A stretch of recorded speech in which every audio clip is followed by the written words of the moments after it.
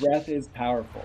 And so when we learn to use it, the shift is tangible and then it's easy to relate. I could say our goal is to create a happy, healthy, successful person. And almost every school, if you look at their mission statement, it's about building happy, successful learners, happy, successful leaders of tomorrow, right? You can have the most incredible curriculum. If the mind isn't ready to learn, Right. what success are you going to have? And what they don't realize is that if you can spend just a fraction of the time addressing the state of the mind where the learning is happening, you're going to get far more effective and efficient outcomes. And we see increased test scores, increased GPA, more students making honor roll, more students making adequate yearly performance. That is standard for what we see. And every time we get those results, the administrator is surprised. And every time we get those results, I'm like, obvious.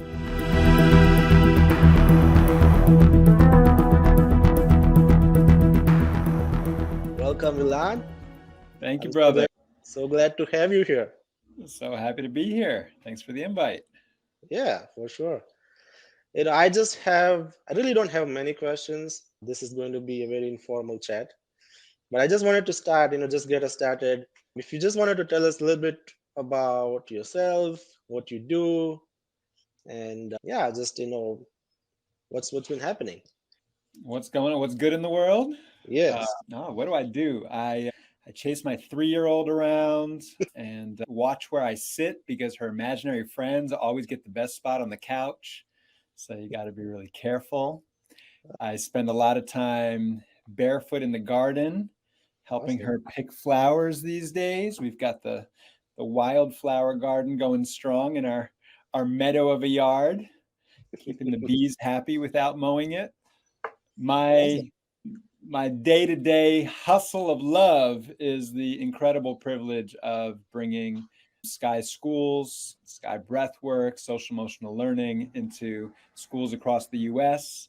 So providing social emotional learning and above all, these really powerful breathwork and meditation practices to young people, to educators who need it oh so badly right now. Our teachers are carrying so much these days. They're leaving in record numbers, which is devastating, and to parents and families, because really our goal is to provide these tools to the community at large so that everybody can have resources to increase their smile, to let go of their stress, to build their energy, focus, and joy. And the community is the classroom, it's the school, and it's the city, it's the family. So I have the best job ever. I consider myself a cheerleader. I get to share something that transformed my life and give it to people when it can not only transform theirs, but prevent them from going through so much hardship unnecessarily. So. Wow, amazing. So yeah. I assume you meditate yourself as well, right?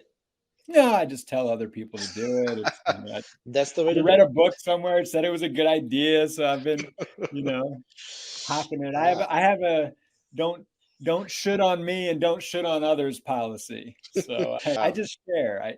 I'm part of a team of incredible individuals who've just benefited so much from these tools, yourself included, who can really testify to the power of breath work and meditation in their lives. And what I found is that we don't actually really teach, and we definitely don't get people to do anything. We do invite people and we do inspire people by our conviction on how we've been served. And so that opens a window in somebody's mind of what could benefit them. And then you give them a practice, a strategy, and they feel the benefit. And then it's their call, whether they continue it. And what's so beautiful about tools like this, holistic tools that are physiological practices, is they're free. And once you know how to use your breath, it's there with you. And you know how to sit down and close your eyes, which is my definition of meditation. Get into that one more. Once you learn what that can give you, then it's so empowering. And that's really the word, because in our society, so often our happiness, our support is external, right? So I'm not feeling well, I need to go get this medication. I'm not happy, I need to go get this toy or this tool or this Netflix subscription. It's these external things that we chase, and we have this incredible world that's so full and so fast with so much stimulus and so much opportunity, and that's amazing. But it's also challenging because we tend to externalize our joy and make our peace and ease conditional on having the right circumstances, the right people, the right relationships, the right bank account, the right car, the right sneakers, right, the right music. And the reality is that if we know how to deal with the physiology, like we've got the best drugs you can imagine right here, right? I mean, our serotonin, our endorphins, the prolactin, the oxytocin, I mean, that's the good stuff. That's what all the other drugs trigger. If you know how to access it, then you're juiced, you're good, you're lit, you're happy. And when that's your inner state, then you just bring that into your world and you get to change the environment you're in as opposed to being a pawn of all these circumstances. And the reality is, for so many of our young people, especially the schools that I have the honor of working with so often, are inner city, under-resourced, or rural and under-resourced. There's so much poverty in our country, and so much affluence as well, but the kids really have very challenging circumstances that they're navigating, and maybe everything isn't perfect on the outside, and so you really need these tools. And to be real, it's not just the impoverished communities or the under-resourced and places where inequity is so apparent. In the most affluent communities in our country, also, the stress is remarkable, right? I mean, you grow up and your parents are doctors, and the expectation is that you go to an Ivy League school and you've got to get straight A's. That's not an easy walk, right? And so many of our young people who are quote unquote thriving and have the resources to achieve and succeed and be supported are also carrying so much weight in terms of the pressure and expectations. And what am I really supposed to be doing? What do I really love? Who am I? I'm a kid growing up into myself, and I've got all this pressure and feel so much pressure, whether it's real or perceived. And so our inner state of mind is a reality for all of us. No, I totally agree, and being able to, benefit from the same tools such as sky and, meditation every day, I definitely resonate with the need of it and how urgent it is right now, right? So, going, kind of my You're experience much has less been. grumpy when you do your sky, Jagir. I like you much better when Oh, thank you. you're welcome. Yeah. So, what I would say is my experience with sky or kind of meditation has been as an adult. I never learned meditation as a, when I was younger or as a young adult.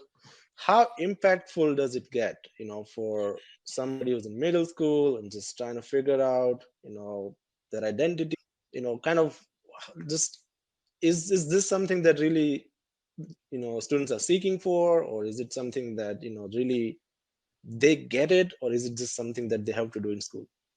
I have so many different thoughts on this one. Are they seeking for it, as in, are kids looking to learn breathwork and meditation? No, No, I don't not. think so. I don't think it's the number one thing searched on TikTok these days, right? Right. But to keep it really real, yes, there are kids teaching other kids breathing practices. And one of my favorite things, now I'm kind of jumping to the end here, but once we teach young kids these practices, the very first thing they do is go home to their families and teach them as well. Wow. Immediately, right? Wow. They see the value immediately. But to your question, in one level, no. Their mind is focused on their school and on their social life and on sports and their dreams, and they're not necessarily seeking this. The younger kids especially. But what are they seeking? They're seeking happiness. They're seeking belonging and feeling connected. They're seeking themselves every day. Who am I? That is the guiding question for a young person, whether they're conscious of it or not, right? I mean, it's all a discovery. They're trying on different personalities and different subject matter. And so when they have an experience of something, whether they were looking for it or not, that brings them into a sense of, wow, oh, this is who I am. This is what I like. This is what I care about that really matters to me. And this is what peace feels like. they love it. They appreciate that. They respect that. So, I mean, a few tangible answers. Mm-hmm. So many times kids say, I haven't felt this way since I was very little. And this is a kid saying this. I Wow. mean, they are Wow. very little to us, right? But they're going to be like, wow, I haven't felt this way since I was like a little baby. Like I feel so happy and peaceful. And the Wow. remarkable thing about kids is their innocence, their Mm, amazing innocence. But what's devastating in our society right now is also how quickly that innocence gets lost. I mean, like we teach kindergarten through 12th grade. There's a huge range there. By the time you get to high school, you appreciate stress, right? So yeah. our 9th, 10th, 11th graders, they are looking for stress relief. They're like, you're gonna make me feel better, like sign me up. Like my head's already spinning. A 5th grader might not be looking for it, but when they experience that ease, it feels like home. It's often how they describe it. I feel like I'm home. I can just rest. Like the stress is melted away. This is who I am. And they're so grateful for it and they love it. And I completely forgot what little anecdote I was going to give you. And I tripped myself Yeah. up there. But they share it with others immediately. They keep using it, not because we tell them. Like are we going to chase them around and be like, do your breathing or go meditate? No, but they come back the next day and said, I did this breathing before sports practice. I did it before I had a concert and I was nervous. My mom was angry with me and I did it. Or, I was studying and I was exhausted and I meditate. They come back and report back to us how they're Wow. using this in their lives. And that's, honestly, we wouldn't keep doing it if we weren't getting that feedback. Like it doesn't feel good to show up every day and like tell kids to do something. No, but when you give Yes. them a gift and they come back and say, thank you, this is what it's doing for me. When we get to Right. read those testimonials, and there the list is just so profoundly long in what they share with us. So much about how they're navigating conflict differently, about how much better they can sleep, about when they use it in their day, but also really profound things like kids saying, I was dealing with really extreme depression, or it's devastating to see how early kids are hurting themselves, literally, Mm, self-harm and cutting in the schools. It's heartbreaking when you see the age. I just remembered what I was going to share. We have third graders, right? We teach kindergarten through 12th grade, but third graders are mm-hmm. already like rigorous standardized testing these days. And we Wow. had kids vomiting before the test. Third graders, they're Oh, 8. You look at an 8-year-old, that's like a wow. tiny human being, like a precious It's tiny human crazy. being. And they're so intimidated by these tests that we had kids vomiting, right? Wow. So to be able to learn these tools, and what I was getting at was preserving that innocence.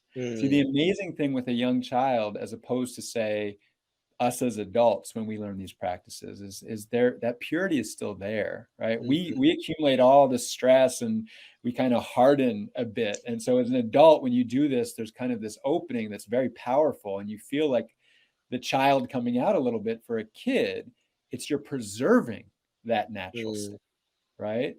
You see that 8-year-old become an 8-year-old again instead of, somebody in panic. And that's so fulfilling to Wow. protect that innocence that's already there. That's that's profound. I think because preserving that is I think it takes a whole community to do that. But I think unfortunately a lot of children in our world today miss that. They don't have the opportunity to really learn skills from their families or their environment. And I'm glad that something like this exists, right? Me too. And look, we don't yet. Now I'm going to put that big caveat yet. I have this very strong belief that this is going to become household normal, right? Hmm. If you look at certain things in society and our evolution, not long term, but in recent years, I mean, things like hygiene in the Hmm. last 200 years have changed remarkably, right? Right. And then you look at certain things in regular physical health, like running 50 years ago. People weren't out for a jog, right? That wasn't, or Hmm. maybe I'm wrong. I wasn't around 50 years ago, but That's true. my impression is that, jogging and a certain amount of exercise has Mhm. a very normalized space in our society at this point. And it's just considered part of what it means to support a healthy body, right? You've got to eat food. We understand that diet is relevant. So if you don't Right. eat food that's healthy, it's going to have an impact. Doesn't mean we don't like our junk food, but we're aware. The awareness is there, right? Yes, a lot And more. with exercise, the awareness is there that going for a walk every day, doing some running, jogging is normal. When you say I'm going for a jog, you're not a crazy person. 50 years ago, you may have been, right? Yes. Meditation, breath work are going to become absolutely normal because there simply isn't anything from a scientific perspective in terms of any of the literature I've read. And please, if you're watching this and you know of something that is more effective for increasing vagal tone, for taking us out of the sympathetic nervous system, for resetting our neurophysiology, reach out and tell me. I haven't seen anything in the literature that outperforms breath work and meditation for that shift out of fight or flight back into the rest and digest system in terms of efficiency and depth of effect, right? And so the science will prevail, and we will, Yes. and I'm not even going to say we're going to learn, we will relearn, because the other reality is that so many people and cultures and traditions have frankly known this. I mean, so many Mm, indigenous communities have used meditation or contemplative practices for years. The science of yoga is just that, an absolutely remarkable science that is yes. conducted by incredibly brilliant researchers over the years studying the inner state and what works, what really resets the inner state, right? And so if we are only now catching up from a Western perspective with the science of yoga and doing the research to understand the impact on the physiology, the benefits, that's late coming, but it's a wonderful occurrence. And I think we're going to realize how powerful these tools are, and they'll become normal. They'll become standard. So, oh, you shower, you take a walk, you do some exercise, and you meditate. And Yes. everybody's going to do that because it works. Absolutely. Absolutely. Very well said. And I think, it's already happening. I would say the amount of people that are aware of meditation, the amount of people who are aware of their own mental health and, what impacts their mental health is just growing tremendously. Just, and I think the pandemic has really shifted the focus, and people are really more aware of what's going on inside them. So truly, totally agree with that. Yeah. And I would even say on two fronts, maybe, there's the mental health element of when we're struggling, right? And often that's the connotation of mental health. Like we have poor mental health. When we say the word mental health, we think of mental illness. We think Mm, of a mental health issue, right? Or right. struggling with one's mental health. And the reality of the pandemic, as you said, is that it kicked us all in the teeth. And so many people had to face their own mental health, or I'm going to say lack thereof, in a Mm, different way, because the things that we hung our joy and wellness on, not to say they're bad things, but being around others, we're socially connected beings, we need that. So our external joys, our connection, our travel, our going to sports games, concerts, dance, all those things which are wonderful, but that were kind of conditional, when they're taken away, we had to sit and deal with isolation, which has a huge impact on mental health, right? The Surgeon General recently spoke about the huge impact of loneliness and that being mm, a pandemic, all right, and that's been certainly impacted dramatically by COVID. But the other side of this is that we're becoming more and more aware of, as you say, kind of tune in with our mind and our state and how we're feeling in the internal space, just that there's a huge opportunity for mental wellness, mental mhm. fitness, right? That we really can, I don't want to say hack our brain, but strengthen our brain, our mind. That's a part of our being that we can tend to, that we didn't necessarily know how to before. It was, the bottle of wine, the friends, life is just a roller coaster and you accept it. No, you can build, as you can build a strong body, you can build a really strong, healthy mind and give it mental hygiene. That's the word I would throw out, that I know you've used, and I really love that framing, right? That Yes. if we take care of our mind in the right way, then that's our experience of our entire life. Our entire life is just coming through our mind, coming through our senses, coming through our experiences. We tend to the state of the mind, then everything else we're experiencing, we have greater awareness, and that impacts every choice we make, every situation we're in, our performance at work, our presence with our kids. It all comes through our energy and our awareness, right? And if our energy is high, our awareness is high, our state of mind is clear, then the windshield is clear, then that's our experience of our life, right? But if it's all covered in junk, it's a rocky road, and the garden's not so fertile. Yeah, it's a smelly garden then. Yeah. I wanted to dig deeper into what your day to day looks like, right? So I know teaching, so I know a lot of teachers teaching children, especially young kids, is difficult. Teaching even math or English is hard. It must be a really difficult level with meditation, right? Or teaching them things which are can be very interesting to learn, but at the same time may not be something that they're interested in. So how does that work out? What's your experience with just approaching a new class, and what are some of the things that happen typically? Yeah. Well, full disclaimer, I don't even get to teach as much these days as I would love. I spend so much of my time administrating and working with school leaders to build the program and working with educators. So I actually spend a lot of my teaching time these days working with the teachers, because the reality is, if you're going to build a community that utilizes these tools, it has almost more to do with the adults in the room, the teachers, Mm, and their commitment to this than it does with the kids. The kids come and go. But if this is going to be part of the culture of the school, it's the staff that need to buy into it. So a lot of my time and energy is with the staff. And frankly, they're harder than the kids, right? I'm Because as sure. I said, they're overwhelmed and what is this? But what's so beautiful about working with the staff is, as much as they might be resistant or uninterested, because the other thing is with educators is when you give them tools like this, as educators, their first impression is, I'm supposed to take this and give this to the kids. Right? They come into everything with their teacher hat on, right? And so there's that somewhat resistance to learning something new, because you think you just have to give it to others. But what they love is they realize, wow, these techniques are just for me.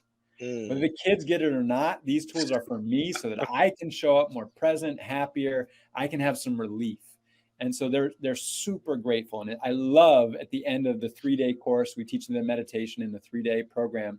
You can have teachers that day one are on their phone and disinterested and worse, more disrespectful than any student you've ever worked with. And at the end, they're blissed out and they're grateful. And then they're saying, yes, bring this to my kids.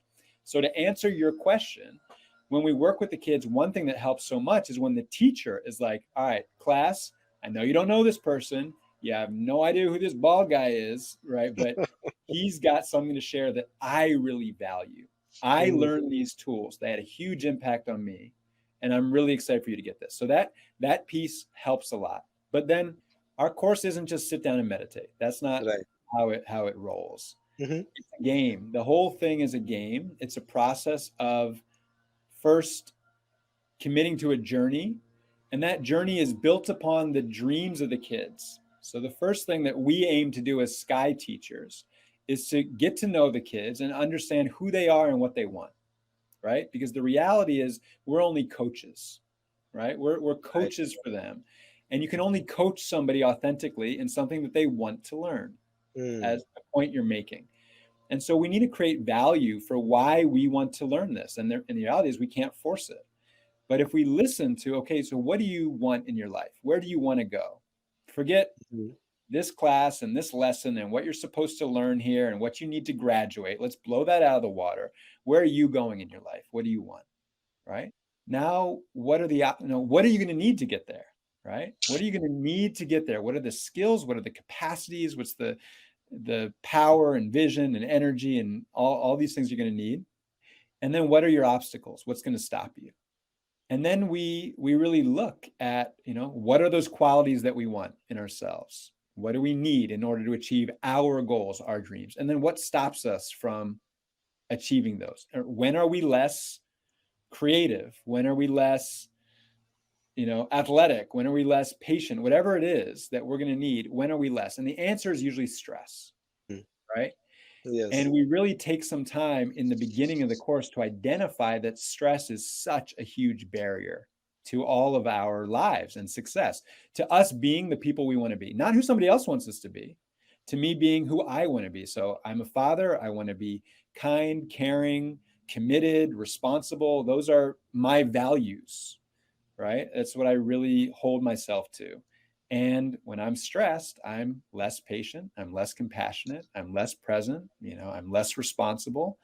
I see that. So how do I deal with stress? When we ask kids how adults deal with stress, we ask them that question. Mm-hmm. Kids are remarkably honest. And Wow. unfortunately, the number one thing we hear in schools is through drinking, smoking, yelling, hitting, tuning out, all these things. That's Mm. not the only thing. I don't want to paint a one-dimensional picture. We hear exercise, we hear music, we hear food, but often it's too much food. But the number one things we hear are what I shared, substances, anger, violence. And kids aren't just saying that to make adults look bad. They're saying that because that's what they see every day, right? Wow. And so then we ask them this question, and this is a profound question, whether you're dealing with an 8-year-old or an 18-year-old. One day when you have kids, is this how you want them to deal with stress? And their Mm-hmm. answer is flat no. No. I know that those strategies aren't healthy, effective, really dealing with the stress. They're not getting at the issue, right? That next beer is not fixing the issue and usually leads to more stress or, Very stressed. health issues. So then the question is, how do you break that cycle, right? Who's going to break that cycle? It's a Mm. cycle. That's where these things have all been learned. It's not like we adults who are modeling, you know, violence as opposed to peace are doing it because we're bad people. We're angry or hurt people, right? We're people dealing with our own stress who don't have other solutions. And so they get it pretty quickly that they have to break the cycle for themselves, or that only each one of us is capable of breaking that cycle. And then they're open to learn something and to try something out and see how it addresses the stress. And then they learn one breathing technique and it takes 3 minutes and they Mm. feel empowered and they feel calm. We do a little example. Should I give you an example? Yes, absolutely. I would love to. Should we do one little process that we do with the young people? Sure. Yes, let's do it. I had no intention to do this, but I just saw something on my desk that gave me a moment of inspiration. So Absolutely. So do you want to be, how old do you want to be? You want to be a high school student, middle school? What would you like? We're going to do a little role playing. Oh, wow. Okay. We could do some. I'll be high school. Okay. Okay, high school. Perfect. So are you familiar with the expression of having your button pushed? Okay. I've heard of it. You've heard of it? Yeah. Mhm. When you were in high school, do you ever get your button pushed? Okay. All the time. All the time. All right. So you can take yourself back to that experience, right? You've Hmm. had people talking smack, whatever it is. Let's say that I'm really good, Jagir, at pushing your anger button. Ah, I I know heard it. just the thing to say Hmm. to you. I say that thing, maybe I even smack you in the back of the head. How do you feel? Oh man, not good. It's getting hot here. It's getting hot up in here. Yeah, it's not a pleasant experience. You're angry.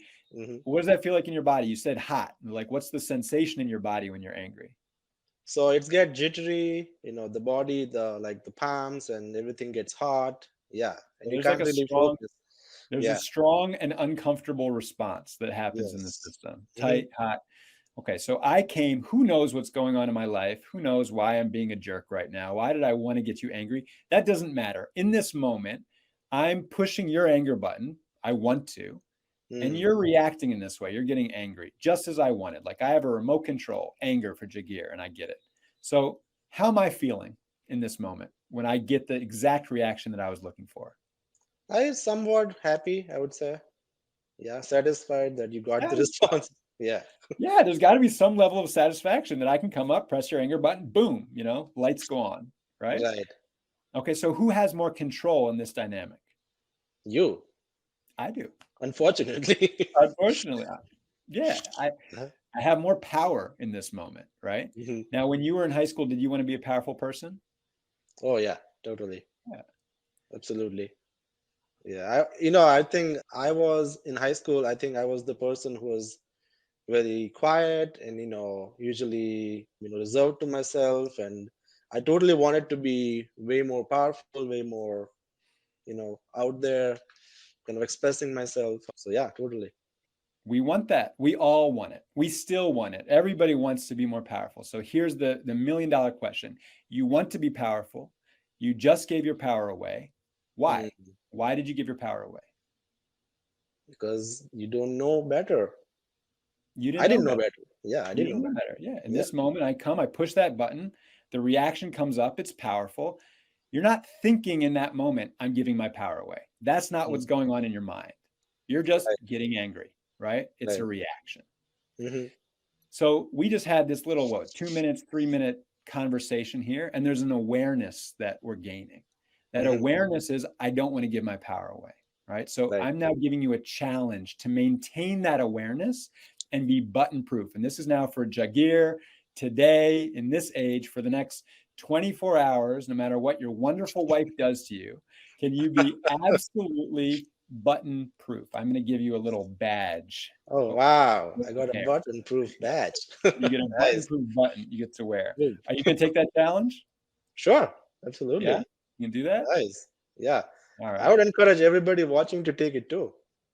To This all of is you, pretty if you're cool. watching this 24 hours, holding you to it, 24 hours of button proof, no matter what you see on television, no matter what shows up on your thread. Yes.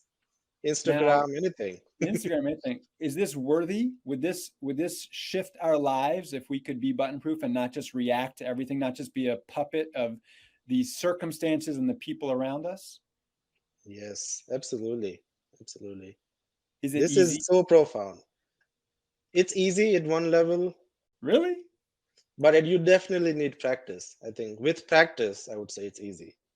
Yeah, it gets easier. I'll say that. It gets a Mm. lot easier. It's a profoundly powerful awareness. Like you Yes. keep that in your mind and it has real immediate impact because the Mhm. reality is we have opportunities to practice all day long. Things are constantly triggering us, pushing our buttons at different levels. And so if you really keep this awareness in your mind, you notice you move through those triggers with a lot more ease and a lot less reactivity. You start to Mhm. respond to the situations instead of just reacting. But I would also offer, in total honesty, which is the only valuable thing to put on the table, that it's tricky, right? I mean, in that situation, you're a young person, somebody's talking smack or, God forbid, touches you in a way that doesn't feel respectful. And the emotion is powerful. I mean, the kids will say, I blacked out. I threw the punch. I didn't even think about it, right? Yes. You're just Mhm. reacting because the emotions are so powerful, right? Right. And what happens when we try to resist our emotions or our feelings? If you tell an angry 14-year-old to stop being angry, how does that work out? Or they're gonna get more angry. They get more angry. If you tell your wonderful wife to relax, how does that work out?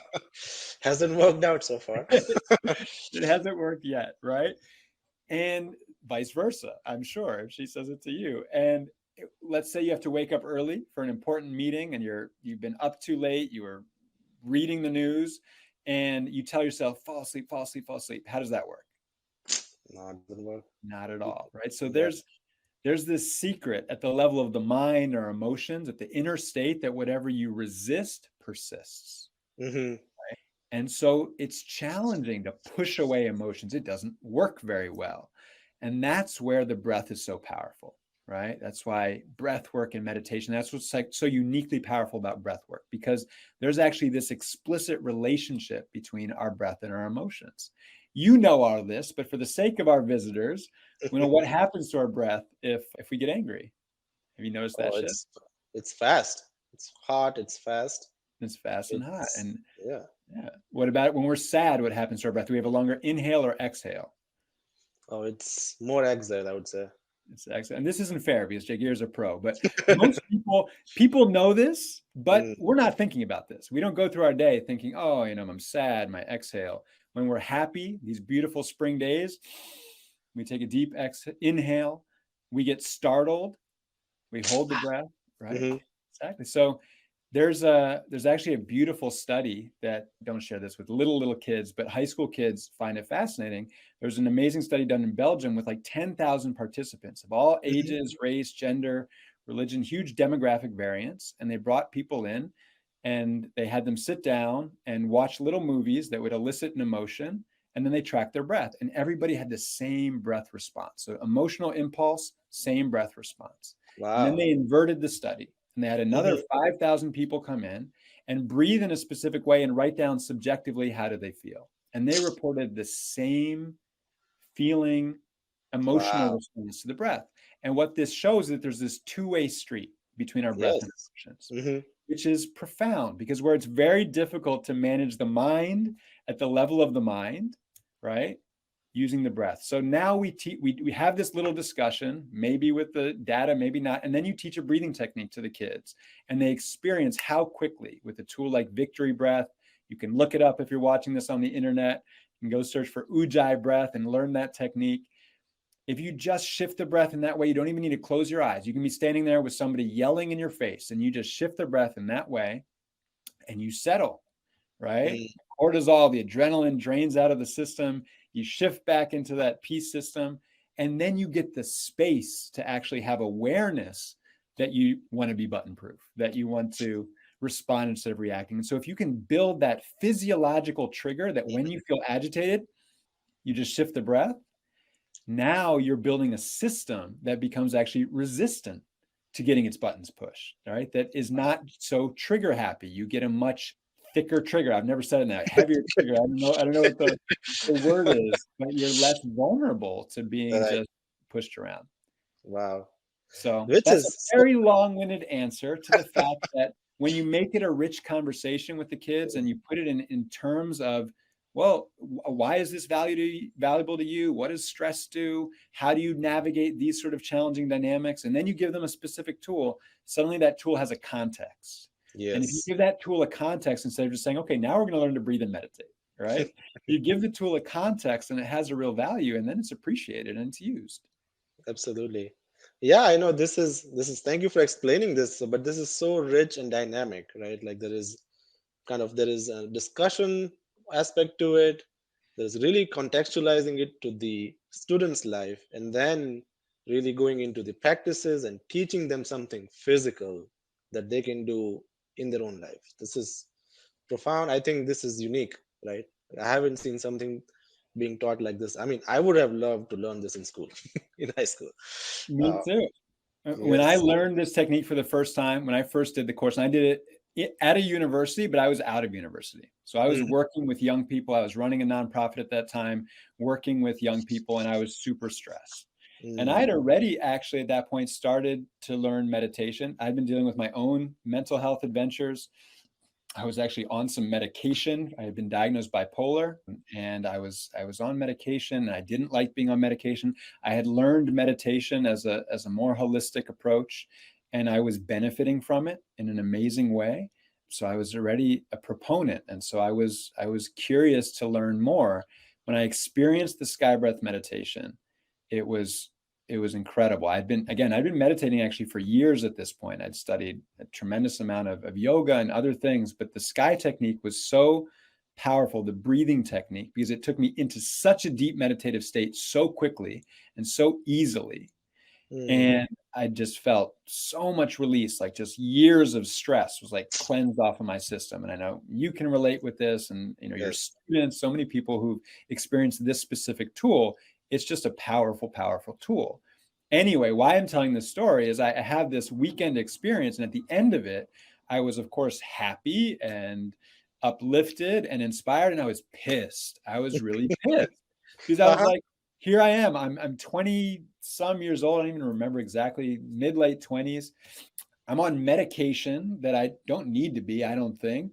And I've gone through all this hardship, depression, periods that I didn't want to live, substance abuse, lost friends to suicide, lost friends to overdoses. I've seen so much pain. I've experienced so much pain, and it wasn't necessary.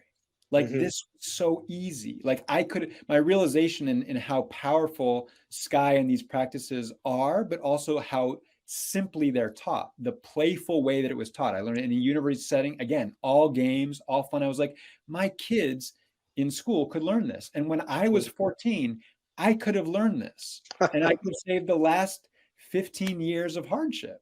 And so that was that feeling I had right after learning it was frustration that it took me so long to get these tools that, as you said, aren't taught in school yet, aren't commonplace at home yet, right? Aren't your social norm, where there's still alcohol commercials, but people don't know how to use these tools.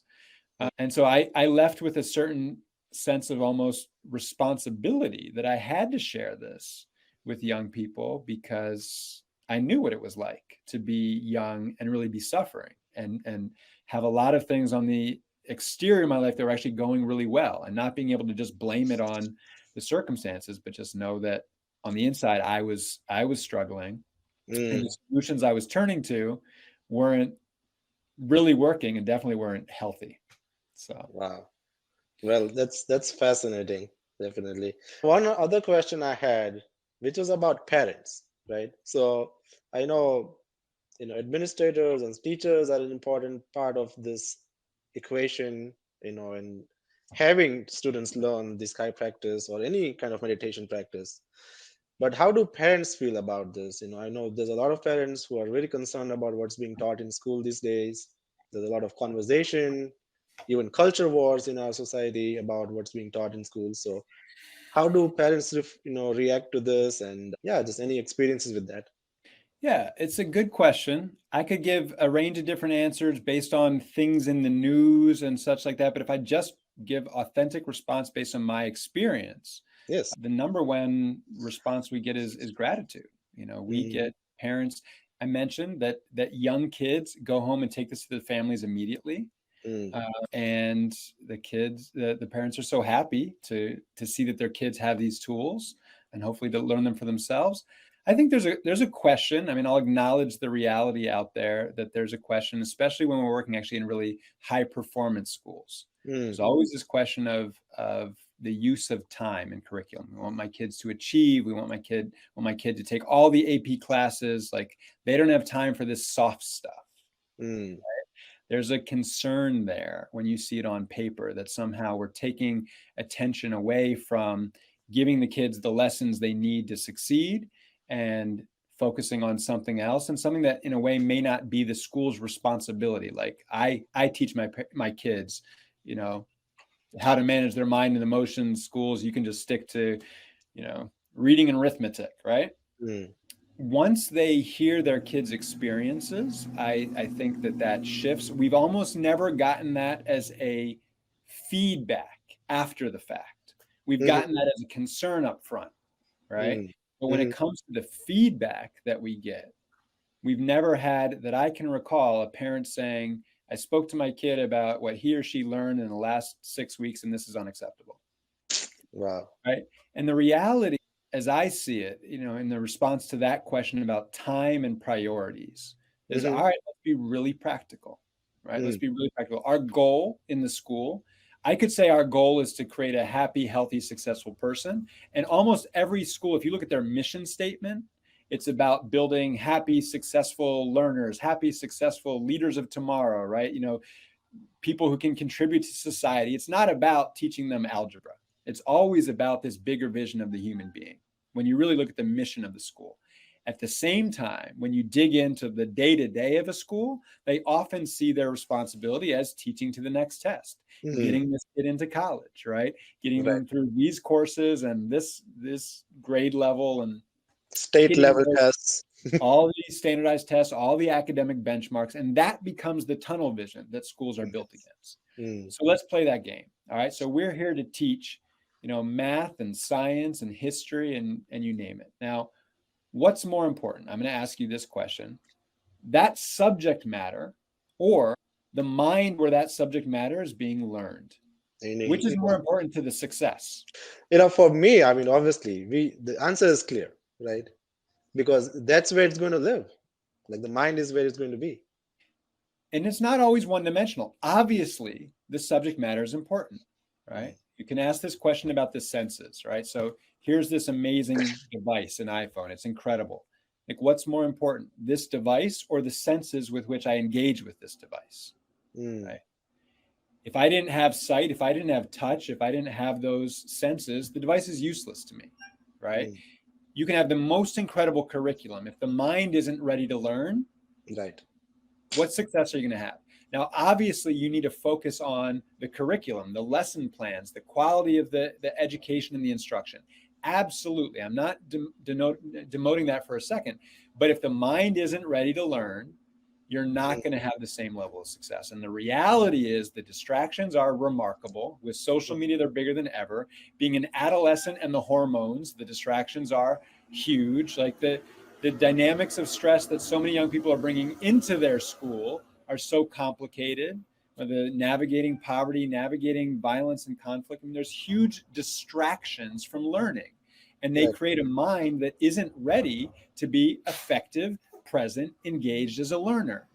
And so schools spend a lot of time managing ineffective learners, right? Young people who Yes. aren't ready to be in that classroom and be tuned in. And what they don't realize is that if you can spend just a fraction of the time addressing the state of the mind where the learning is happening, you're going to get far more effective and efficient outcomes. And we see increased test scores, increased GPA, more students making honor roll, more students making adequate yearly performance. That is standard for what we see. And every time we get those results, the administrator is surprised. And every time we get those results, I'm like, obviously, because the mind was ready to learn, right?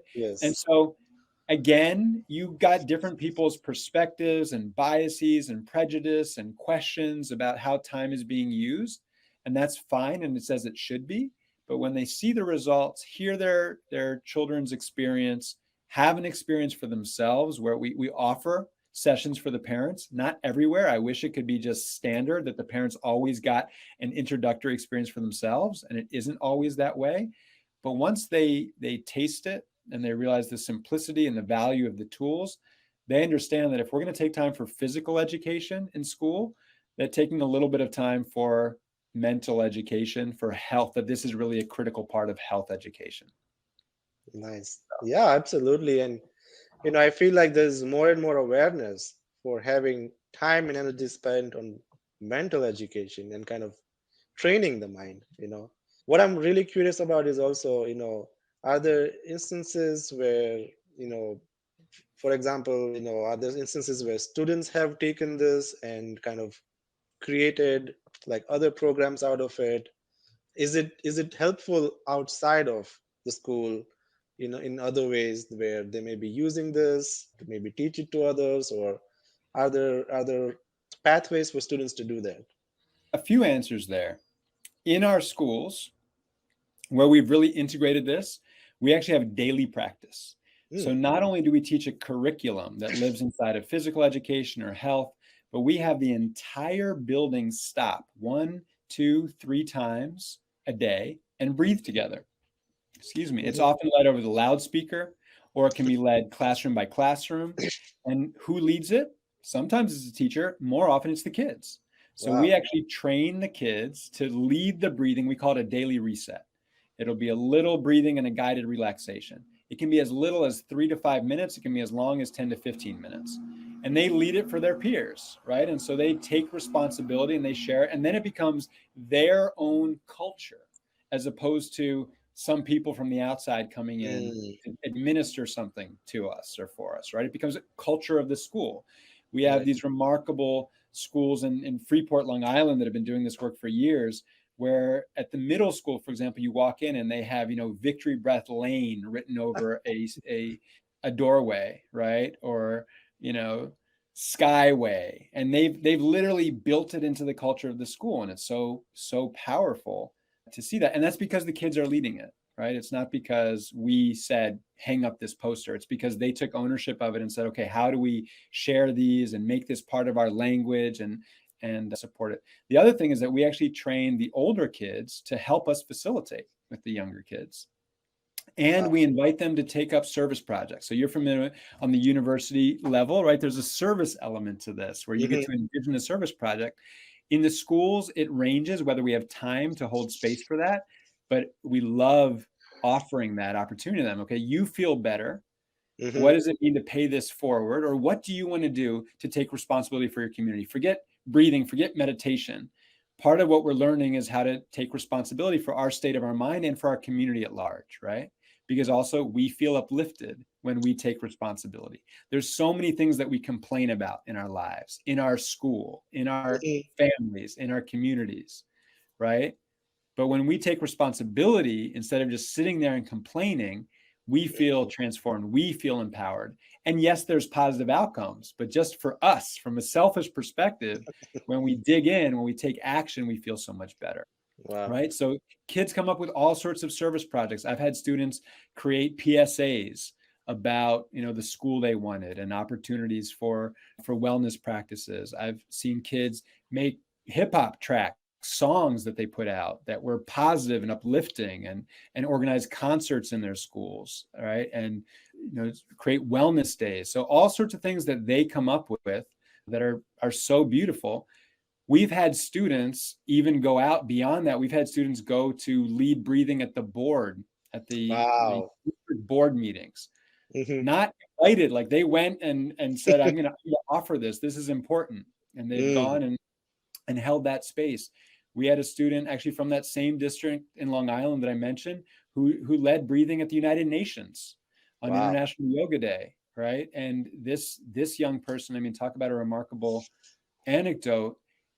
He came down with a really debilitating kind of muscular dystrophy. It was a degenerative nerve and muscle disease. I don't know all the details, but it was extremely painful. Oh He no. had to get shots in his spine to help with it, and he would have loss of control of his body, and it was super challenging. And he used the breathing to get him through getting the shots and getting the treatments, which were very painful and scary. And he used it then, and then he used it regularly.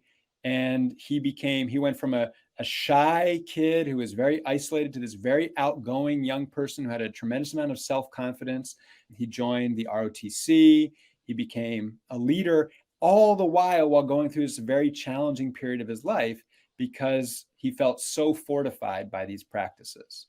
Right. And so why I'm sharing that is it's not that he just became a proponent of the practices, but as you start to shine in your life and you become stronger, then you pay that forward. He became a leader in a number of clubs, and he was a service oriented young person because he felt really uplifted and wanting to help others. So Wow.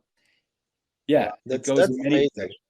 That's amazing. And so it goes to say like there's this huge aspect of leadership, right? And service also integrated into these programs, which is really amazing. Yeah. As we come toward the end, one last question I had was what's really, as you see, the future of this work, Sky Schools, and just the movement that it has started. So I obviously don't have the crystal ball, but as I've already said, I really think this is just going to become commonplace. Mm. It's like we've got Starbucks in every corner. I think we already see it with just yoga in society as becoming more and more common. There's nearly a yoga studio in every corner in certain parts of the country already, Yes. right? Hmm. But even more than that, even more than a place that you need to go, I think it's, I equated it with jogging. I think Ah, it's going to become that kind of self-care that everybody learns how to do and utilizes for themselves, and it just becomes common, expected, accepted. And so I'm really hopeful that schools, as a place where we support young people and give them tools and give them resources, become a place where this is included in curriculum that already exists. Health, physical education. I mean, let's look at the mandate of both of those state standard curricula, which are designed to help us learn how to tend to our bodies and take care of our bodies, and learn how to navigate health on all levels, right? hmm. Relationship, substance, sex, the gamut of these things that we as young people need to learn how to move through healthily. I think learning about our inner state, our social emotional wellness, and how to manage the mind and emotions, that will become standard. And I think that if more people knew how to do it, it already would have become standard. But Mm. I think we're just catching up that these techniques even exist or are really available, and having the science show how effective they are. So I see a time in the not too distant future, let's say in the next 20 years, where the majority of schools are doing some sort of reset practice during their Mhm. day, right? Where it gets built in. So the beginning of an assembly, before a standardized test, when you're doing a test in a classroom, every teacher who knows how to bring a class to attention and, play a game, all those standard teaching tools, also knows how to lead a physiological reset. We're going to do 2 minutes of breathing. And I think it really will come through teachers becoming resourced in this, and also young people becoming just familiar with it and expecting it. So that's my hope. We still have a long way to go. Maybe I'm being overly optimistic. There's federal mandates for mental health, but it still is largely clinical. And I have nothing against counselors and psychologists and the great work that they do in therapeutic capacities. But the reality is these tools are so effective that they need to go hand in hand and be an upstream preventative measure. A lot of mental health resources are still therapeutic after the fact, right? Are providing counseling to the kid who's struggling. The reality is that everybody's dealing with stress. That is the baseline. Unless we slow down society tremendously, and I'll go back to agrarian world, I can't even pronounce it, where we're spending our day on the farm. In our world, at the pace it goes, like it's intense, and we need a way to decompress quickly and effectively. And so I think it's going to be standardized as a common activity. What I was saying is that SEL is already mandated in many places, but we think we'll get even more specific about these physiological tools going along with it and being an expectation. And I think the money hopefully will catch up as well. Here's the big hurdle that I will put forward. Right now, the idea in education is that you've got great teachers and you just need to give them the awareness on how to teach this element, right? I did just say that I hope every teacher will be able to lead some breathing. I do believe that. At the same time, I also believe that this subject matter deserves expertise, right? So if you look at health and you look at PE, those are expert instructors. They've studied how to deliver those content areas. If you look at math and you look at Spanish and you look at social studies, those are expert instructors who've learned how to deliver those content areas, right? But then we get a bucket like social emotional learning. And what typically happens in our society is we say, okay, all teachers, math teacher, science teacher, history teacher, you're going to go to this 3-hour professional development where you're going to learn social emotional learning lessons and practices, and you can bring this in and mix it into yours. In one way, this is constructive because it makes it normalized, right? It doesn't just like put it in a little silo, and it makes it part of the fabric of the school. So I understand the value there, and there is value for that element, but it's just not fair to assume that a math teacher who loves teaching math is going to be an expert on teaching these practices. As we've experienced in learning these tools, the way they're transmitted are not by an effective PowerPoint. Transmitted by somebody who's lived the experience of these tools, practices it every single day, and invites you to learn. And they have deep conviction in their power because they use it and they love it. Just like a history teacher has deep conviction on why this moment in history was relevant and important. If they didn't believe this is important, it's boring, right? And if you don't believe this is important, it's boring. I already know how to breathe. Well, I don't even know how to breathe. I breathe every day, right? So it takes a level of expertise, and that's where I feel the actual biggest horizon is. I think we need to not only realize that it's so valuable, but then say, okay, it's so valuable that it merits expertise to deliver it. That just like we want an expert math teacher, we want an expert SEL and breathwork and meditation instructor, and somebody who really lives this and is able to bring it. So, no, absolutely. The need for expertise and kind of having a high standard, is very evident here. But that brings me to another question, which is, if I know there are trainings available for somebody if they wanted to become an instructor of Sky schools. Could you talk a little bit about that? How could one, find out about it, and what's part of the training in general? yeah, absolutely. So if you're interested in learning to facilitate these types of tools, you can go to skyschools.org. You can go to educators, and you'll see a series of different trainings. You'll see a teacher training, but I'm going to clarify the first step. So the first step before you learn to teach anyone else is just to have the experience. just to learn these tools for yourself and practice them and see what they do for you. Because you're not going to be able to answer somebody else's questions about why I should learn this or what happens if I learn this until you can answer that authentically and say, this is what happens for me when I do it every day. This is what happens when I don't. This is how it's impacted my energy, my sleep, my focus, my calm, my relationships, whatever it is. And you are going to, if you practice these tools, have an answer to those questions and be able to very easily share, because I guarantee you, from the tens of thousands of people that I've had the privilege of, I won't even say teaching, but observing as they learned these tools, being part of the facilitation of their practices, there's a shift, right? When you, just like if you take a pill, there's a shift. If you take a Tylenol, you take it, you're going to feel a shift in the system, hopefully. When you change your breath, there's a shift.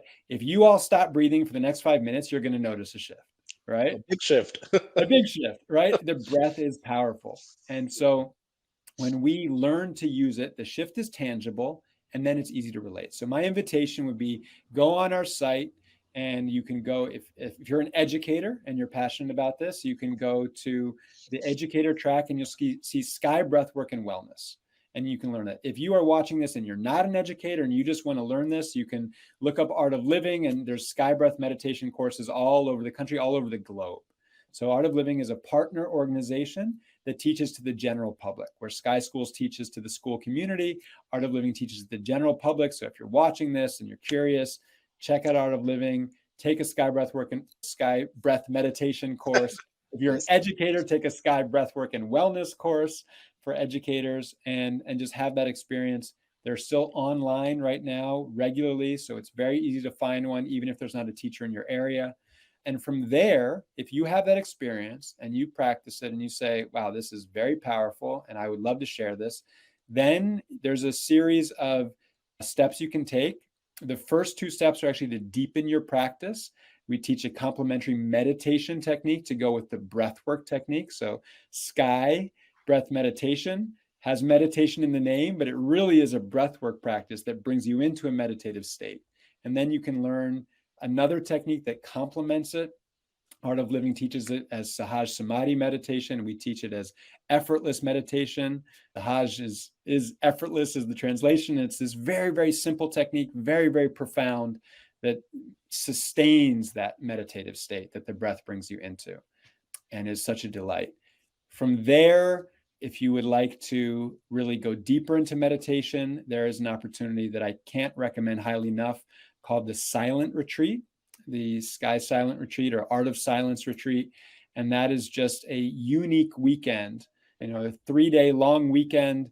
Many people are doing it. It's Memorial Day weekend now. Many people are doing it this weekend, where you get to go and really get that deep scrub of your consciousness, of your of your nervous system. And it's so sweet. It might sound absurd to you, the idea of taking 3 days in silence. That might sound like torture. It's the opposite. And you're not just in silence, you're really guided through this beautiful experience. And there's constant things to engage with and help you to disengage with. And you just really feel refreshed. It's like the real vacation.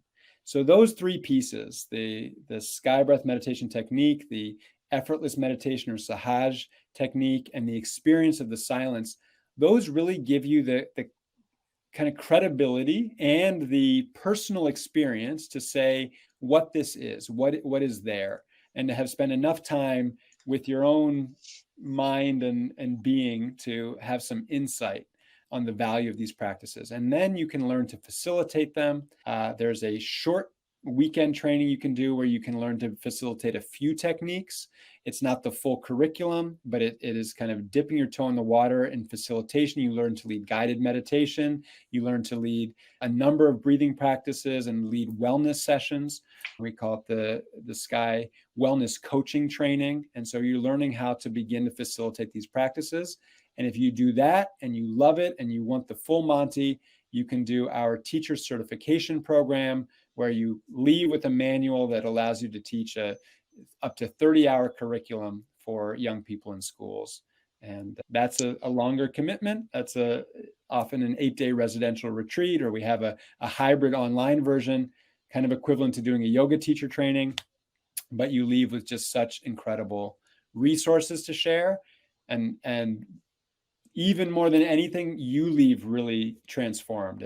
I mean, I don't suggest you do it only as a personal development retreat. It is a facilitator training, but frankly, the immediate benefit that everybody shares right after completing is, wow, this was so transformational for me, because you really go deep, deep, deep into the content that you're sharing, and you work on living it. So long-winded answers today. Wow. Well, that's the theme today.